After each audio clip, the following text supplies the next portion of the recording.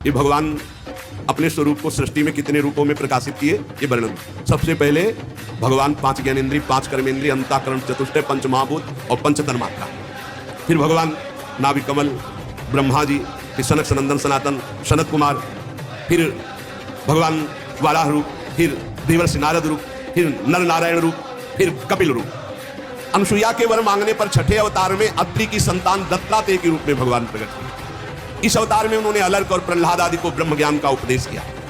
7वें में रुचि प्रजापति की आकुति नामक पत्नी से यज्ञ के रूप में भगवान ने अवतार ग्रहण किया और अपने पुत्र याम आदि देवताओं के साथ स्वयं मनवंतर की रक्षा की।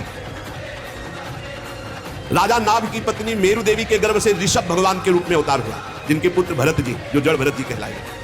ये 8वां अवतार भगवान का ऋषभ देव के रूप में। इस रूप में परमहंसों का वह मार्ग जो सभी आश्रमियों के लिए वंदनीय है, स्वयं ऋषभ रूप धारण करके दिखाया। ऋषियों की प्रार्थना से 9वीं बार वे राजा पृथु के रूप में अवतीर्ण हुए। शौनकादि ऋषियों, इस अवतार में उन्होंने पृथ्वी से समस्त औषधियों का दोहन किया। यह अवतार सबके लिए बड़ा कल्याणकारी हुआ। चाक्षुष मनवंतर के अंत में जब सारी त्रिलोकी समुद्र में डूब रही थी, तब भगवान ने मत्स्यावतार धारण किया, जो 10वां अवतार है। पृथ्वी रूपी नौका पर बैठाकर अगले मनवंतर के अधिपति वैवस्वत मन की रक्षा की। फिर भगवान ने जिस समय देवता और दैत्य समुद्र मंथन कर रहे थे, उस समय 11वां अवतार धारण किया, कच्छप रूप, जो मंदराचल को अपनी पीठ पे धारण किया। फिर उसी समुद्र मंथन में 12वीं बार धनवंतरी के रूप में अमृत कलश लेकर समुद्र से प्रकट हुए। फिर वही उसी समय 13वीं बार मोहिनी रूप धारण करके दैत्यों को मोहित करके देवताओं को अमृत पान कराया। फिर भगवान ने जो 14वीं बार अवतार लिया, वो बड़ा ही भयंकर रूप था, नरसिंहावतार।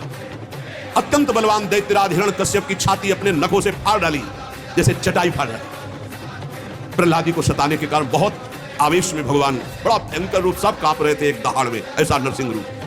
15वीं बार वामन का रूप धारण करके भगवान दैत्यराज बलि के यज्ञ में गए। अंदर से चाहते थे त्रिलोकी का राज्य, परंतु मांगी उन्होंने केवल 3 पग पृथ्वी। भगवान का 16वां अवतार हुआ परशुराम अवतार। जब देखा कि ये दुष्ट स्वभाव वाले राजा लोग धर्मद्रोही है, मनमानी आचरण कर रहे, तब क्रोधित होकर 21 बार इन धर्म विरोधी स्वभाव वालों का विनाश किया, 21 बार। इसके बाद 17वें अवतार में सत्यवती के गर्भ से पराशर जी के द्वारा वे श्री कृष्ण द्वैपायन भगवान व्यासदेव जी के रूप में अवतीर्ण हुए।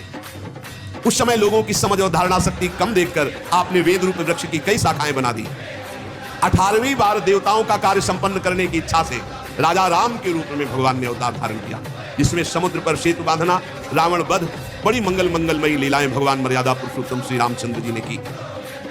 19वें और 20वें अवतार में यदुवंश में बलराम और श्री कृष्ण के नाम से भगवान का अवतार हुआ।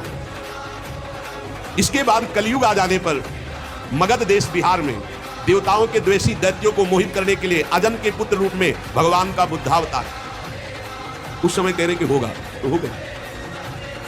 इसके भी बहुत पीछे बाद, जब बिल्कुल कलयुग का अंत होना होगा, जब सब लुटेरे हो जाएंगे, कोई किसी का रक्षक नहीं, सब मतवादी आचरण, तो विष्णु यश नामक ब्राह्मण के घर कल्कि के रूप में भगवान अवतीर्ण होंगे। यहां 22 अवतारों की गणना की गई, परंतु भगवान के 24 अवतार प्रसिद्ध हैं।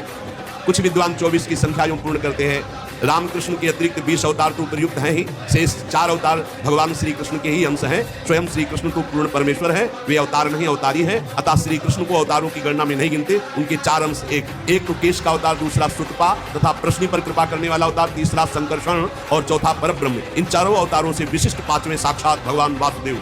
दूसरे विद्वान ऐसा मानते हैं कि 22 अवतार तो प्रयुक्त है। इनके अतिरिक्त 2 अवतार और हैं, हंसावतार और हयग्रीव अवतार। ऐसे भगवान के 24 अवतार होते हैं।